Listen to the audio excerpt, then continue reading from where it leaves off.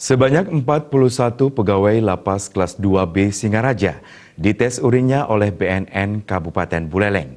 Meski hasilnya negatif, hal ini guna mendeteksi dini dan mengantisipasi peredaran narkoba di lapas. Di lapas merupakan rumah kerawanan narkoba, karena semua korban, pengguna, dan pengedar ada di lapas.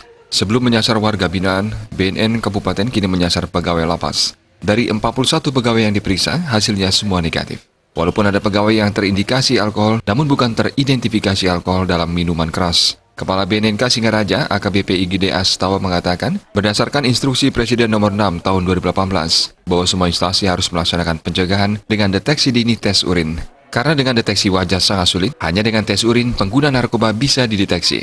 Dalam tahun 2019 hingga bulan September, dari BNNK Buleleng sudah merehab 64 orang pengguna narkoba ke Bangli, Denpasar, dan Badung, karena Buleleng belum punya klinik pertama untuk rehab narkoba. Lapas merupakan suatu garda juga, merupakan kerawanan terjadi penyalahgunaan narkoba. Karena mengingat yang di lapas ini narkotik baik dari tahap penyidikan, tahap penuntutan, malah sudah putus pidana, semua ada di lapas. Kalau ingin membersihkan kain yang kotor, airnya harus bersih. Percuma kita membersihkan kain kotor kalau airnya juga nggak bersih.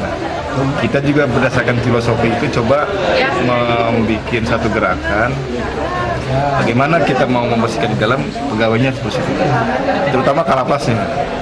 Kalau kalapasnya nggak bersih narkoba kan ini masalah besar.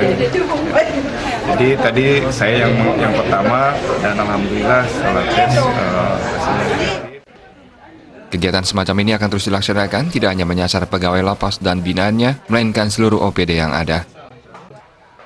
Komang Yuda, Bali TV.